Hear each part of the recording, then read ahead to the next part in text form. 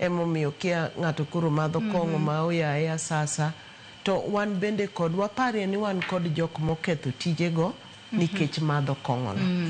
Oyude to kethe kendo chako manyne machielo kendo dhi oketho. Koro onego wadog chien kendo mondo wapenjre ni yani to ng'ama yudo tich to ketho nikech kong'o miyo ketho tichni. Omiye msara mokwongo en owuok odhi ooro SMS notuo. Aya ng'ama dwa wacho ne notuo ni en min mare kata ng'atno modak kode kata osiepne ema dwa go simu e ofis notuo. Wang'e ni seche ma wapando chandruok to wan ema chandruok ni biro bironwa kendo.